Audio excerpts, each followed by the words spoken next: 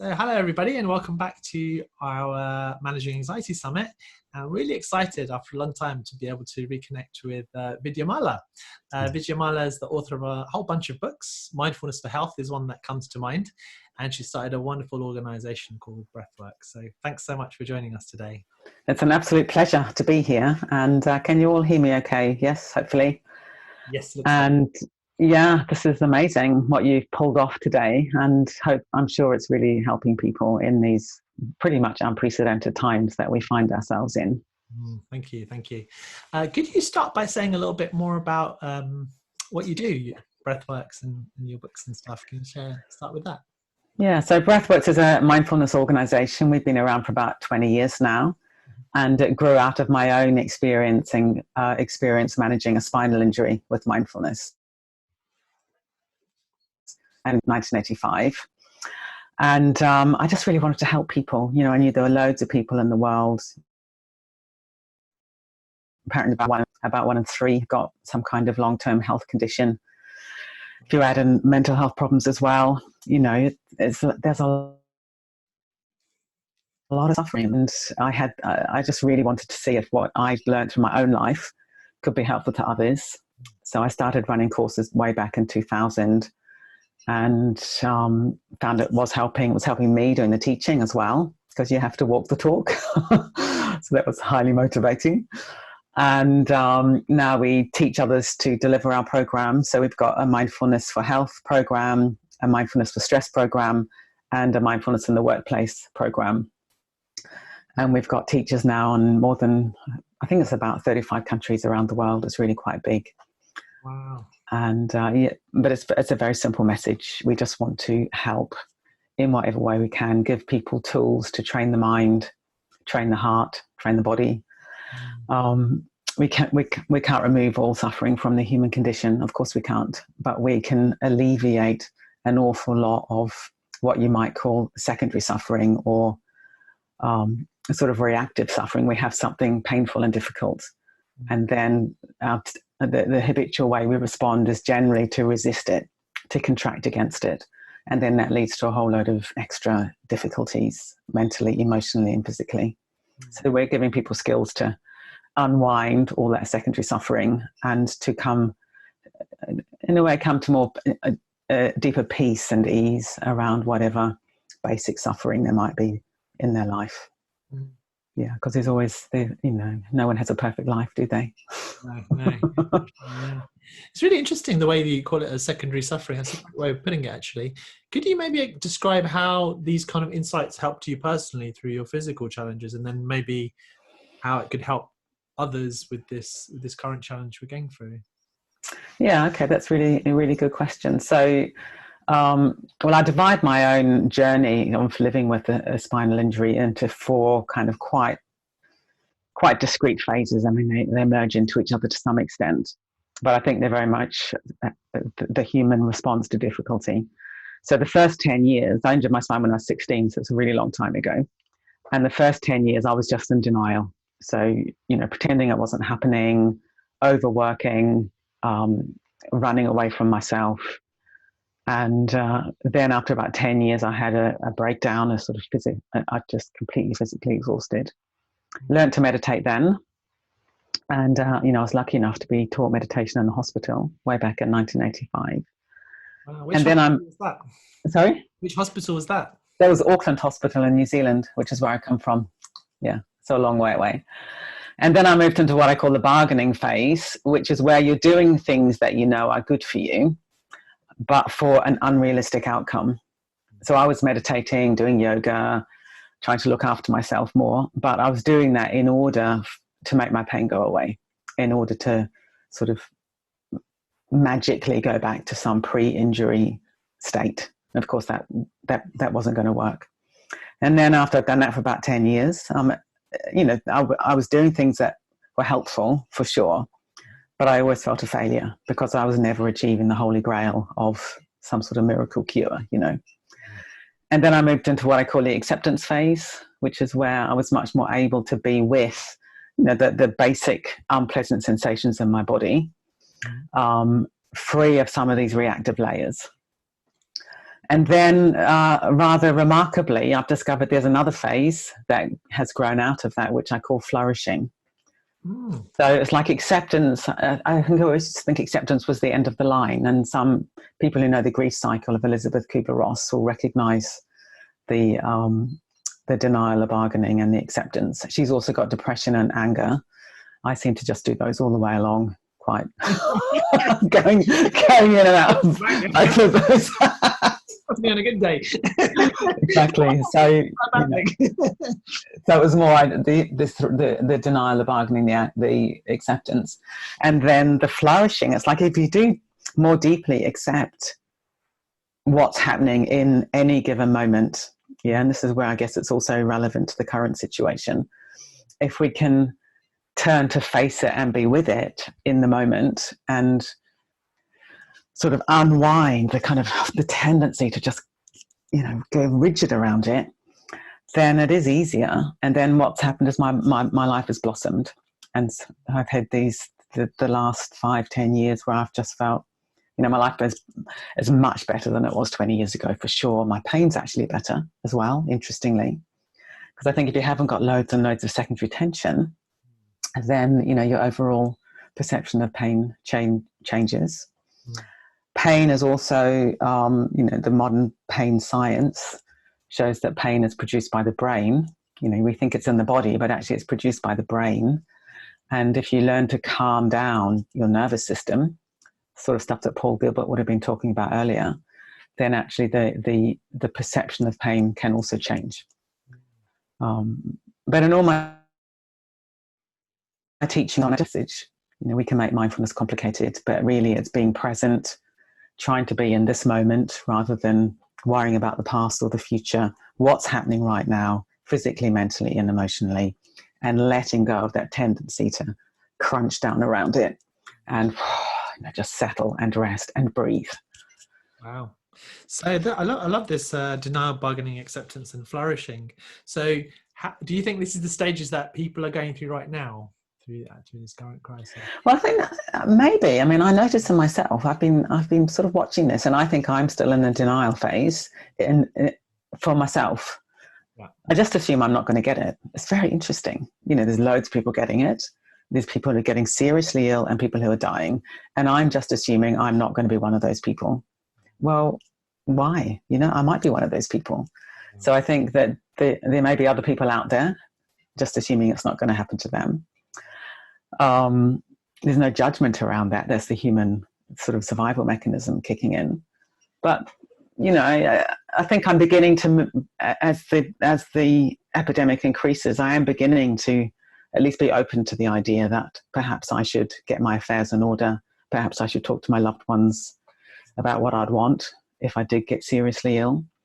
But I haven't really been able to even think about that until the last couple of days. So I thought, I'm just in denial. It's very interesting. Yeah, and I don't know whether that's a collective denial. I think maybe not. I think in the UK, people are waking up. It feels like our country is waking up. I don't know to what extent there was a sort of denial in terms of central government policy. I suspect it's much more complicated than that. They're having to juggle so many things and so many different parameters. But I think probably the world isn't in denial anymore. No. This thing is happening. But really the easiest way through it for all of us is to accept this thing is happening. And then what can we do? What can we do to make it as bearable as possible, collectively and individually? And it's a really amazing in the UK, the response from people who have been called to volunteer, 600,000 or something. I find that so moving. Wow. Yeah. Yeah, I think it was like 450,000 the first day. Wow. And when I heard that they were calling for volunteers, I felt quite confident. I thought, this is going to break the website. I sort of thought there is in us as human beings a desire to help. And probably many of us feel quite helpless. I feel a bit helpless because of my disability. I can't be driving, I can't be doing the volunteer work of delivering shopping and stuff. But that's partly why I'm doing this. I want to do my bit. But yeah, very, very moving. And then everyone coming onto their doorsteps last night and clapping the NHS at 8 o'clock. Yeah. I always get terribly emotional around things like that. I think because it's yeah, something really bad is happening, but it's opening people's hearts. Very interesting and very moving. Yeah. So in some ways, maybe we are for some people or the nation, in some sense, there is some acceptance and maybe some flourishing. The fact that so many people are choosing to volunteer and to give back. That's interesting. Would you say that? Yes, that's very interesting, because one of the other things that I notice in myself, and I think this might be true of other people, is there's a kind of values reset going on. You know, like I'm living at home now. I came back from abroad 10 days ago, so I've been self-isolating for 14 days. And I realized that so many of the things that I think I need and that I worry about are just incredibly unimportant. You know, I had to go shopping, other than food, you know, all the things I think I need, luxuries, I don't need those. And I realized there's a kind of purity around what I need is food on the table and a roof over my head. You know, that's basically all I need, really. And obviously love in my life, if that's possible for people. I'm also aware, you know, I'm speaking from a place of relative privilege. I'm living in a town in the UK. I've got a little garden. I can get outside. I've got a loving partner. And I'm aware that there will be people trapped in high-rise apartment buildings who can't get out, who maybe have not got harmony in the household. And that must be incredibly difficult. But I do think that, well, I'd like to think that what's happening is this kind of greed and consumerism and thing that drives the world. Maybe there's a lessening of that. The other thing that I'm really interested in, and I don't know if this is real or not, but, well, it is real. I sort of look at spring here in the UK, and it's like nature is going mad. So the bulbs are all coming up and the birds are singing, and it's a bit like nature's flourishing, partly because we're not, you know, out and about in our millions, dropping all our rubbish in the backyard kind of thing, metaphorically speaking. So I'm quite enjoying that, thinking, oh, like life itself is so resilient. Yeah. Life is so resilient. And it's very beautiful. You know, we're not the only species on the planet. And yes, our species is going through a very difficult thing at the moment. But I heard someone on the radio, I found this very interesting perspective the other day, because we're using a lot of language of war, you know, the virus is the enemy, all that kind of stuff, which is in some ways true. But this person said the virus is just doing what all living things do, which is to reproduce. Yeah. You know, it's not like an enemy in terms of a traditional war where you've got somebody who's actually trying to kill you. The virus is just thriving and surviving on a host, which happens to be us, which is hard for us, of course. But this idea that even the virus is an expression of life in a certain way. Yeah. I mean, I'm sort of wary of saying this online because there might be people really suffering out there, and I don't want to in any way diminish that, you know, how awful it will be to get this virus. So I'm talking about something much bigger kind of perspective. Yes, there's awful individual suffering, and my heart absolutely goes out to that. And isn't it amazing the way life just goes on? And you know, nature is very abundant at the moment. Yeah. And things like, you know, the canals in Venice are clear, the pollution's less in China. It's so, like, nature seems to recover very quickly. I wonder how long it's been since, you know, must have been decades and decades since, you know, all cars and planes and all these kind of things have stopped for this period of time. It's unprecedented. And I know we don't want to just put a positive spin on something which is causing great amount of suffering for people, but there's actually a need for a lot of hope at the moment, because I think it is challenging for us physically, but my guess would be the mental health effects is maybe even more destructive than the physical effect that the virus is having, and the fear that it's creating for not the 1% that or 2% that it impacts, but, you know, much higher percentage. So these stories of hope and of actually seeing the small pleasures and the small beauties, even in in what feels like a dark space, is important, I think so. Yeah. I mean, to look out the window and just think, yes, life is actually just absolutely exploding in the spring, and to take a moment to take note of that.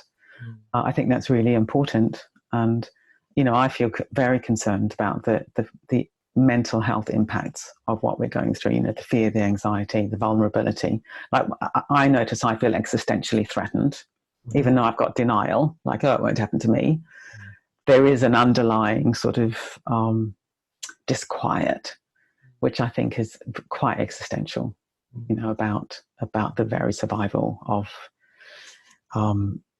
my life form, even though I know that the mortality, like humans are going to survive. But there's something existential there. But I'm also, this is interesting in terms of my work and what I've learned working with people with chronic problems, chronic difficulties.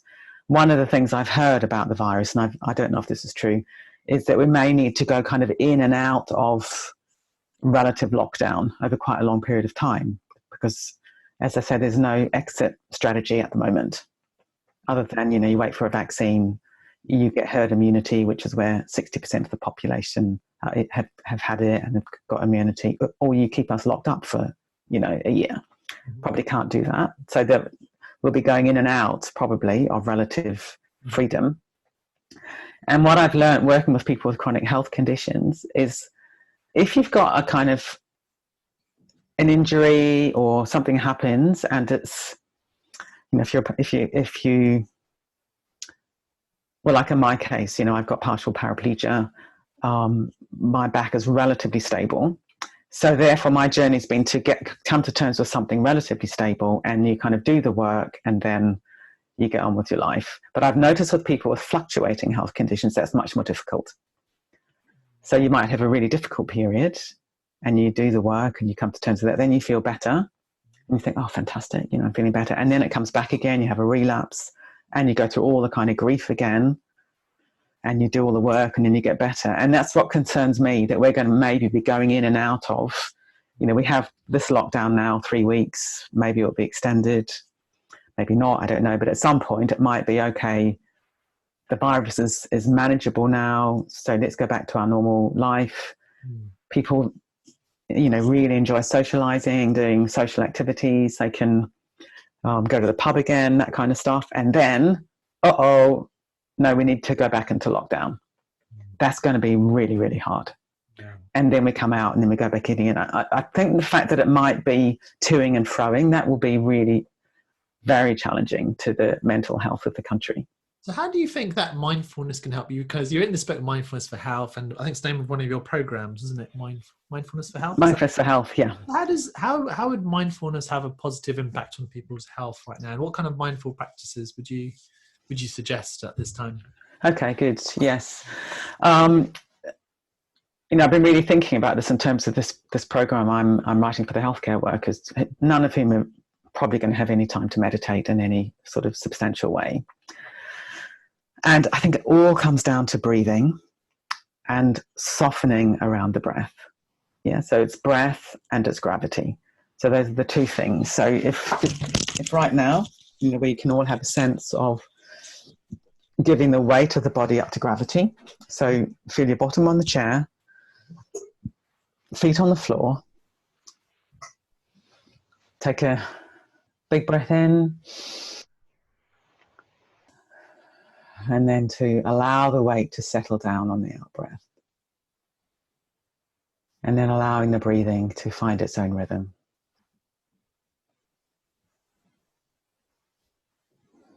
Let the face be soft.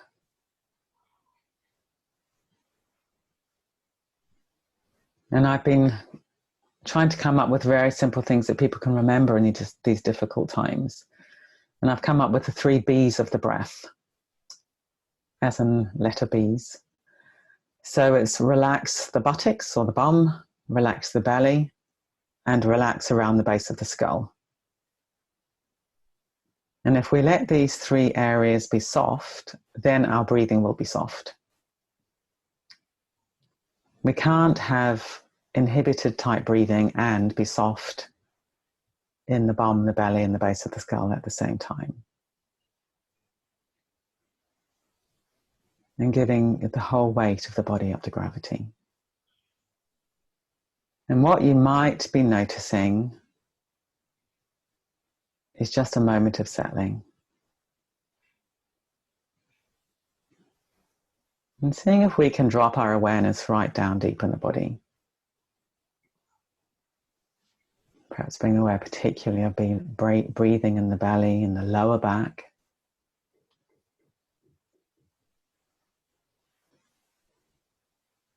And seeing if we can be aware of the exact sensations of breathing. So we're not thinking about breathing, but we're resting inside breathing.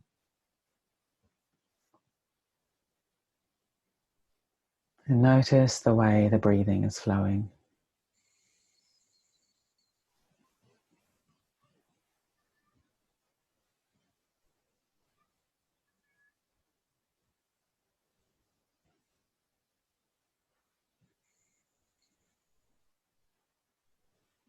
There's a swelling on the in-breath and a subsiding on the out-breath.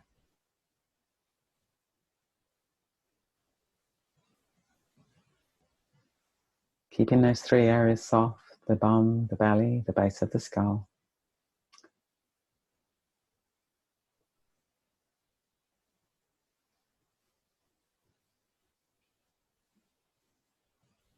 And seeing if you can really invite your awareness down in the body. So we're moving away from being oriented around the head, thinking. It's like we're filling our awareness with body sensations, particularly with the breath.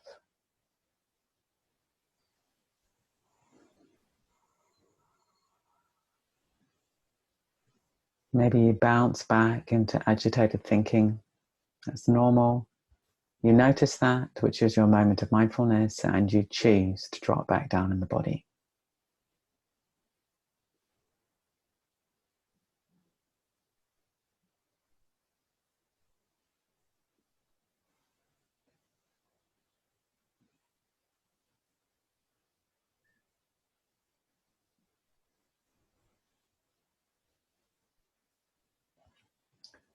Let's see if we can have a more fluid experience of everything, noticing the way the breathing is flowing.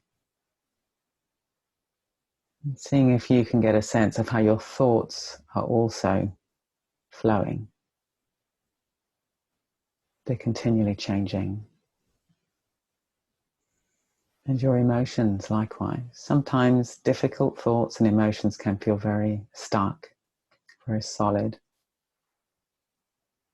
But by resting and breathing, we can kind of soothe out the hard edges and allow everything to be more flowing.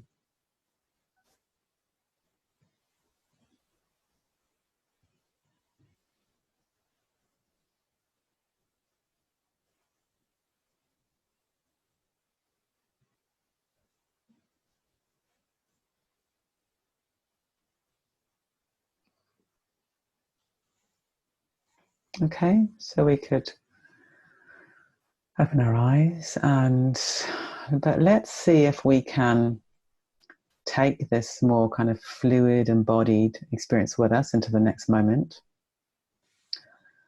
Because what happens is we just close down and solidify all the time. So if we've got a lot of anxiety, that will feel very kind of solid, but it's not. It's actually just a fluid state that's unpleasant. And by dropping down into gravity, down to the body, into the breath, we're kind of softening around these mental states that can feel so solid. I love that. I really love the language that you use, actually. And I think that's really important, that sense of flowing. So it's the sense of letting go about it, I guess. Yes. Being less, yes. I suppose it's more of the acceptance. You're going from the denial and the bargaining stage internally, in a way, to a sense of acceptance. Definitely. This is how it is in this moment. So if you're very anxious, for example, which is totally understandable under the circumstances, but the chances are, if you're anxious, agitated, you'll have breath holding and you'll be up here. Yeah. And by just dropping inside breathing in the body, you can't keep this tight at exactly the same moment as you're soft in your body. You just can't do that. So it's the idea, and I like this, I've never done that before, so with the bum, belly, and was there a reason why you chose those particular points in the body? It is, yes. So in terms of the physiology of breathing, we've got what are called diaphragms, and probably many of us are aware of the big central diaphragm. Mm-hmm. But we've also got one in the pelvic floor. Mm-hmm. So if we're breathing optimally, right down at the base of the torso, there's a kind of very subtle opening on the in-breath and toning on the out-breath. It's completely receptive. It's not pelvic floor exercises. Mm-hmm. But I think it's more like you've got the big diaphragm here, and you have the big movement on the in-breath flowing down in the body, and that kind of billows down into the pelvic floor if our body is soft and open. Okay. And then we've got one around the base of the tongue and the back of the mouth. Okay. So I was trying to come up with the 3 Bs. I wanted something people could really remember. So if you soften here, that's a way of sort of getting into here. But for many of us, we're quite blocked here. Can you hear how my voice has changed? Yeah. It's got kind of higher and strangulated. It's because I blocked here. And I'm all pulling up and I'm not comfortable in my body. But if I release that, my voice has changed. I've dropped down. And those 3 areas, these 3 diaphragms, it's called the cervical or the vocal diaphragm, the main diaphragm, the pelvic diaphragm, they're interconnected. So if you tighten one of them, the other 2 will also tighten. Likewise, if you release one, the other 2 will also release. So increasingly in my teaching, I'm saying the main thing you need to do is relax your bum. It's very simple. It's gone direct, is it? Yeah, because many of us are quite tight here, mm-hmm. and it's hard to get at that directly. Mm. But if you relax your buttocks, that will soften this area. Also, isn't it singing classes and stuff? They tell you to sing from your belly, I think, rather than yes, that's right. Yeah. Similar, actually. Yeah, it's quite similar. Yeah. Interesting. I like that. And you mentioned you're creating stuff for healthcare workers, and there's quite a few practitioners here. People asking, how can I help other people with anxiety? Mm-hmm. And you said, they may not have so much time for meditation and mindfulness. What kind of things are you coming up with? Anything that you can share? Yes. Okay. So we've done it in a series of rooms. So we call it a kind of virtual mindfulness house, mm-hmm. or mindfulness quiet. We're calling it the quiet room, mm-hmm. and it's got the SOS room, mm-hmm. quick pick me up. We've got a calm room, a kindness room, and a connection room. And in the SOS room, we've got a slogan, which is "When in doubt, breathe out." I like that. If you don't know what to do with yourself, just breathe out. Breathe out, yeah. Because yeah, exactly. So when in doubt, breathe out. We've got the 3 Bs of the breath, which I've touched on just now. Rest and gravity. And using your imagination, actually, that's another one. So if it's just really, really dark and difficult, sometimes to imagine yourself in a place that's easeful, restful, where you've been calmer and more relaxed, that can also help. Okay. Yeah. And then we've got things like 1-minute breathing space, 3-minute breathing space. We've got some mindful movement, based on Qigong, just very sort of gentle breath-based movement. Mm-hmm. Soothing breath, these kind of things. Yeah. Okay, wonderful. I like those little portable practices. In terms of things like the immune system, I don't know what your thoughts are about this, but do you feel that something like mindful practices and similar could help people to boost their immune system at this time? I think so. I mean, there's some evidence that doing kindness practice, probably the sort of thing that Paul talked about earlier on, and a kind, soothing breath. We could maybe do that at the end of the session today. That's a kindness practice. There's some evidence that what that does is it raises vagal tone. And the vagal nerve is this long nerve that connects all your sort of inner organs and your autonomic nervous system with the brain. And the autonomic nervous system has got these 2 wings of sympathetic and parasympathetic. And for many of us, when we're in a difficult time, we get trapped in sympathetic overactivity of fight, flight, freeze. So we're just caught up in the threat system. And I would imagine that Paul would have talked about that earlier. Mm. So what we need to do is learn how to bring online the parasympathetic. And the parasympathetic is to do with calming. It's sometimes called the soothing and contentment system. It's sometimes called the calm and connect system. And it's sometimes called the rest and digest system, which is interesting. That's what he called it. He called it the rest. Yeah. And the vagal tone is connected to what's called heart rate variability. So ideally what happens is on the in-breath, your sympathetic nervous system comes on and your heart rate increases a wee bit. And then on the out-breath, your parasympathetic comes on and your heart rate decreases a little bit. And if you've got high vagal tone and high heart rate variability, then there is evidence that your immune system is boosted. It's cardioprotective, your blood pressure lowers, these kind of things. So again, putting it very, very simply, when we're in a state of agitation, we're tense, we're worrying, we're up in our heads, we're agitated, we've got a lot of sympathetic activity. So we need to be able to drop into parasympathetic activity. Body scanning is really good. I could maybe put some links up later on. I don't know if you've got a website where I could do that. Yeah, we can do that. These breathing practices, as soon as you just drop down into gravity and drop down into your body and relax those 3 areas, you're dropping into parasympathetic. It really is that simple. And that will be good for your immune system for sure. Wow. Yeah. So it's not just from a mental health and well-being perspective, but physically. Yeah, physiologically. Reduce your chance of, and strengthen your chance of beating the virus too. Exactly. If you get really sort of stressed and worked up, I'm very careful what I'm saying here, because obviously some of us will be stressed and worked up and we can't help that. And I don't want you to also think, oh no, I'm now making myself more at risk of the virus. Please don't go there. We're just doing our best, all of us. But even just dropping into breathing in the body, when you remember, just, can I feel my feet on the ground? Can I relax my bum? Can I feel the flow of the breath and let my mind be a little bit more flowing? That will be good for you. Okay. That will be good for you. My mind goes back to the flourishing, the acceptance of the flourishing that you talked about earlier. Was it like a moment of insight for you that helped you to go from one to the other, or was it a part of the process to gradually go from one to the other? I think what happened is it was more of a retrospective understanding. Yeah, I've got a friend actually. She says to me that what I do is I back into understanding, I sort of reverse into understanding, which I thought was very perceptive. It's a bit like I just live my life and then I think, oh, actually, hang on a minute, something's changed, So it wasn't more like I'm accepting and now surely there's something more. It was more like I thought, I'm accepting, phew, thank goodness, this is an easier way to live. And then I was giving a talk one day and I was just sort of reflecting on my life. And I realized, oh, actually, my life is just getting better and better.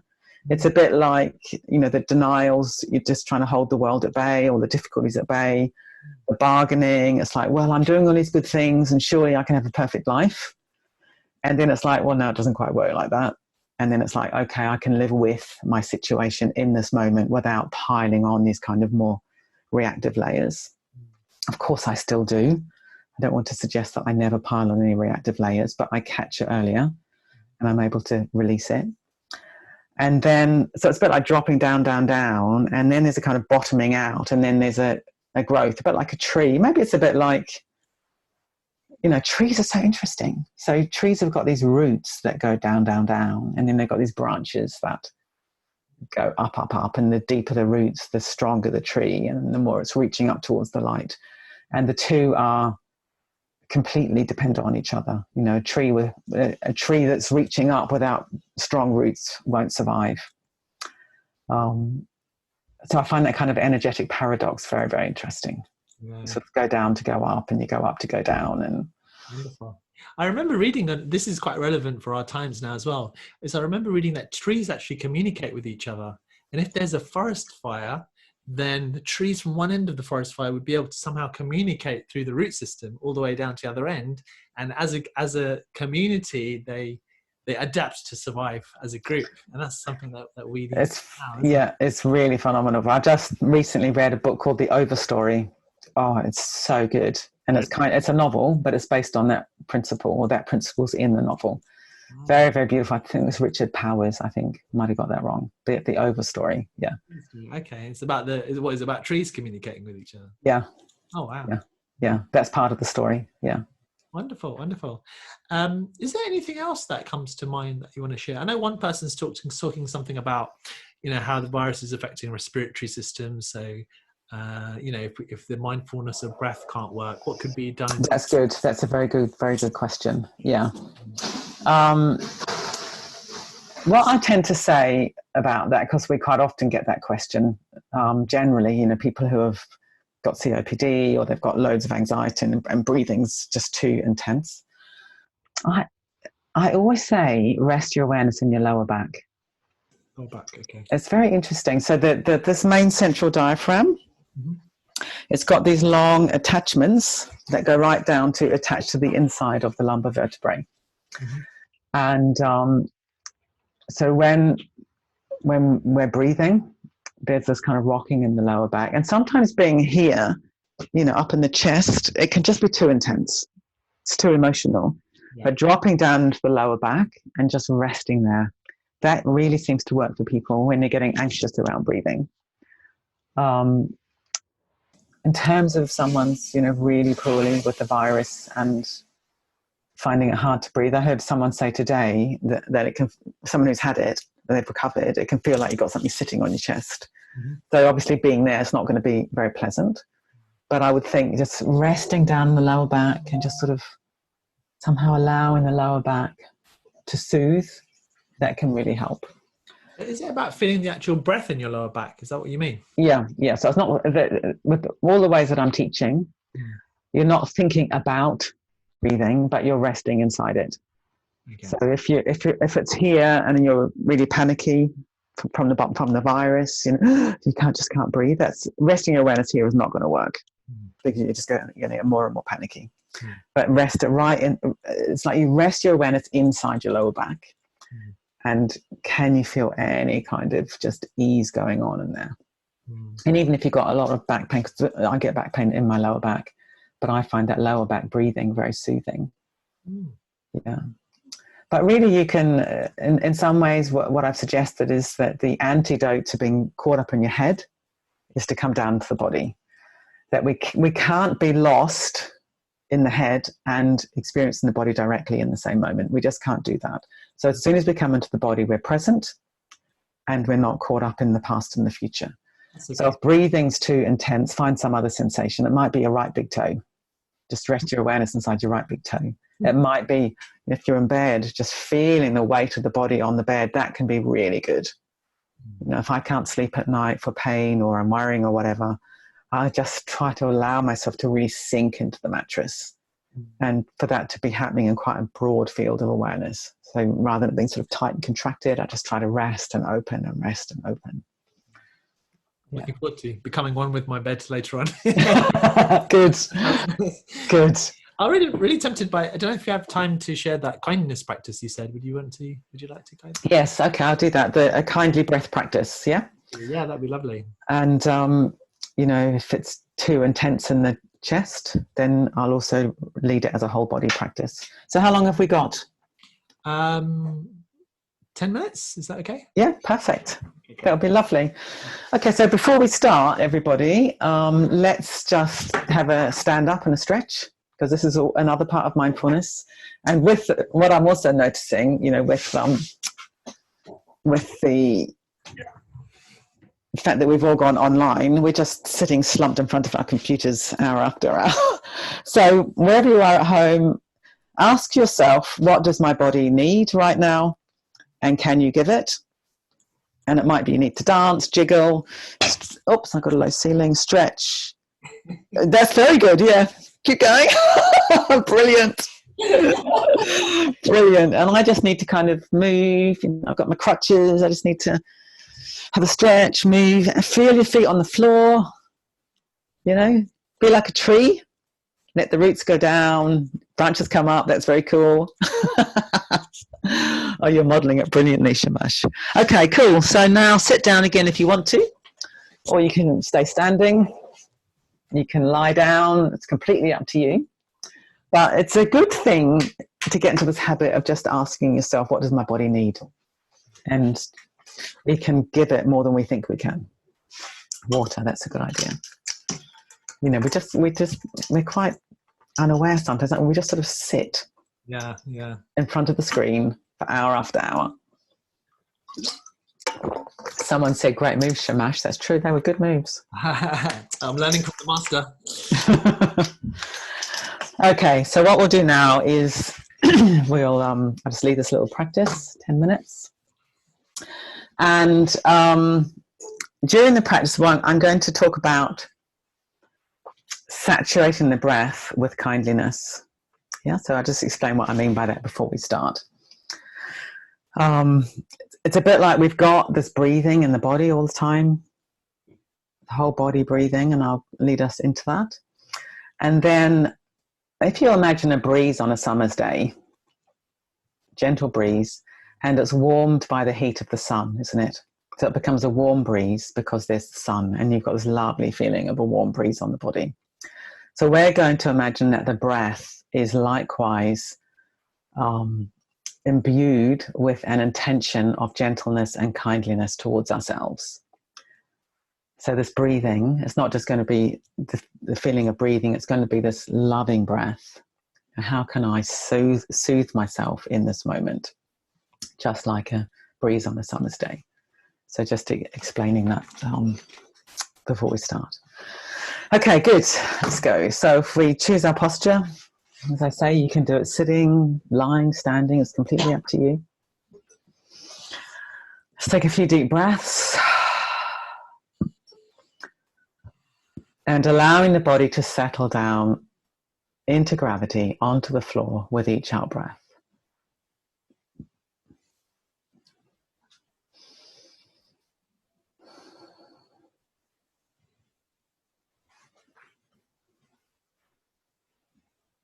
So let's feel the sensations of contact between the body and the surface we're resting upon.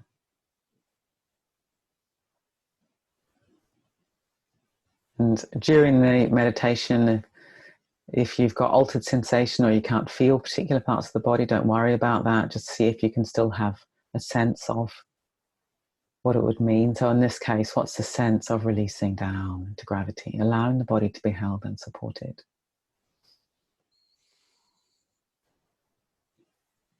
Having the hands resting on the lap, if you're sitting, side of the body if you're standing, side of the body or on the belly if you're lying down. The main thing we're looking for is for the body to be comfortable and yet alert.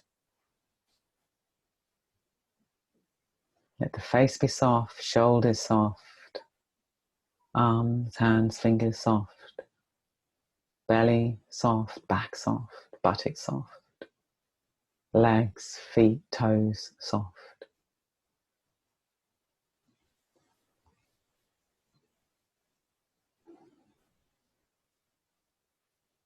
See, we can have the head aligned with the spine if we're sitting. So we're looking for rest in the body. So often we grip onto the body, but let's see if we can let go.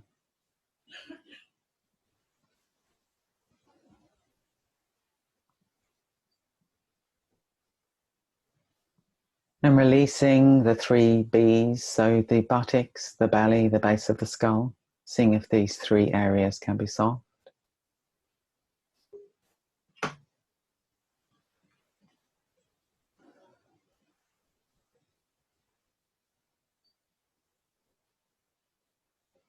And now let's rest inside the movements and sensations of breathing in the torso, first of all. So the belly, the chest, the sides of the torso and the back of the torso.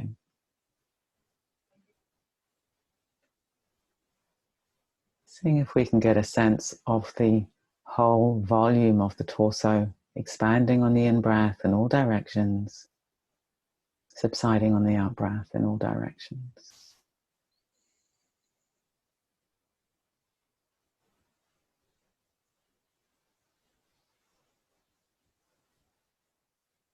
So we're not forcing or straining, we're allowing the breathing to be natural. We're kind of getting out of the way with our minds and letting the body be breathed.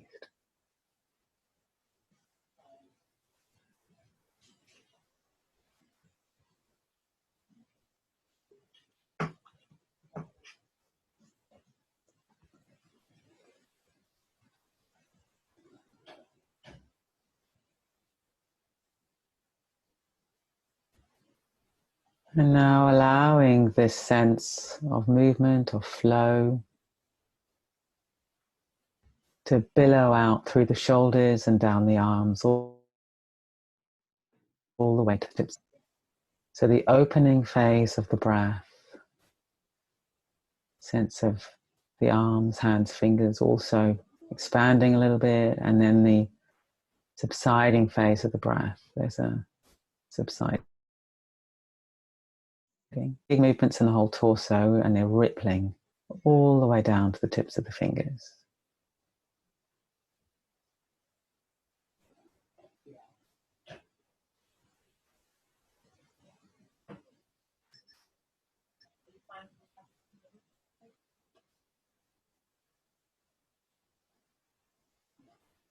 And now likewise, allowing this to billow down through the hips, through the legs, all the way down to the tips of the toes.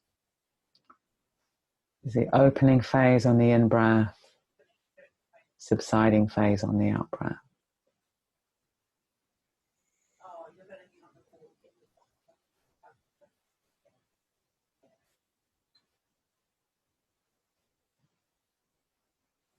And now let's broaden to be aware of the whole body altogether. The whole body opening in all directions on the in-breath, all directions on the out-breath. We call this 360-degree breathing. Always resting in gravity, letting the body be soft.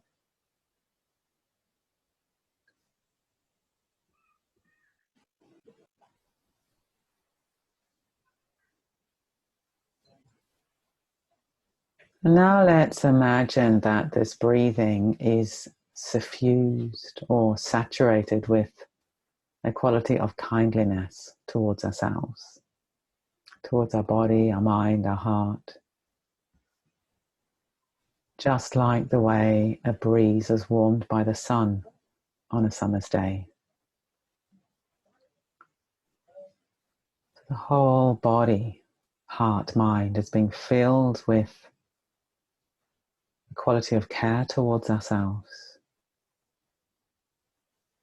Pouring in on the in-breath and then saturating the whole body on the out-breath.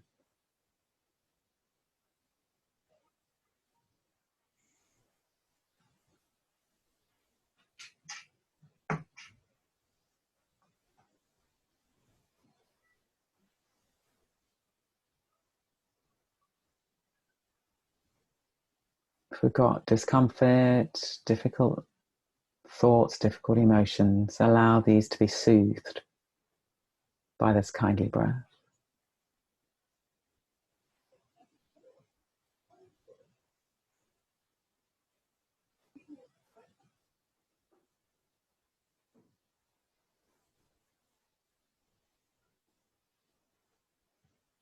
Every time your mind contracts, you notice that and you soften.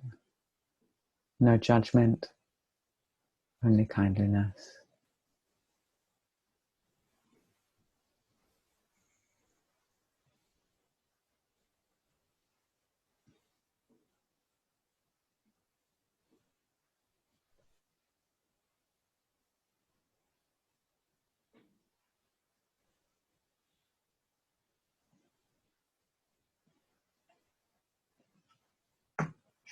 And now begin to bring a bit of movement into the body, just very gently, the fingers perhaps, the toes. And notice any tendency to immediately grip the breath. See if we can keep the breathing soft as we begin to move. This kindly attitude as we begin to move, stretching if we want to, opening the eyes. And forming an intention to drop back into this quality of body, of mind and heart and breath as many times as we can during the day. And perhaps meditation, always with a very forgiving attitude towards yourself. That was so good. I actually forgot I was on a webinar at the end. I was like, honestly, I was like, oh my God. That's great. Yeah, you have to wake up now. I thought, oh, hang on a minute. that was wonderful. Wow. Look forward to practicing more of these. So thank you so much. You've been really generous with your time. Really appreciate it. How can people support your work and find out more about you? Okay, well, if people want to write to me, I'm at vidyamala@breathworks.co.uk. And we've actually got a charity because we want mindfulness to be available to everyone, regardless of the ability to pay. So if people wanted to make a donation, mind you, today it's for the World Health Organization, isn't it? So I really want to support that, obviously. But if they want, is it Breathworks, your charity? It's Breathworks hyphen, what is it?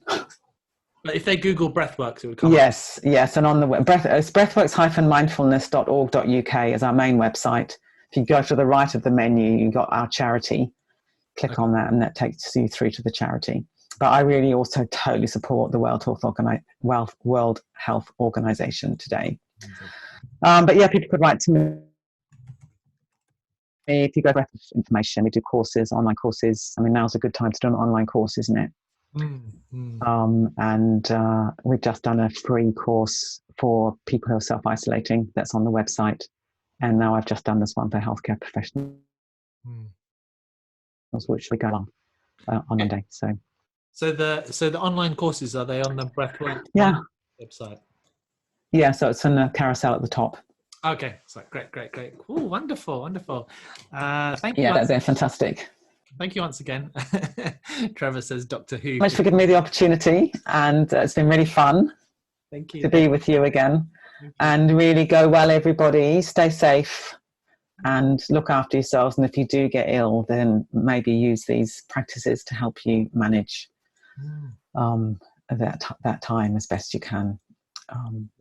Absolutely. We'll share the links with them too. I think it'll be a great support for people. And also the book Mindfulness for Health, it's more needed now than ever before. So yes, exactly. Yeah. And you can find that on our website. Okay. Good. Okay. Fantastic. Good day, and bye for now. Thank you. Bye-bye.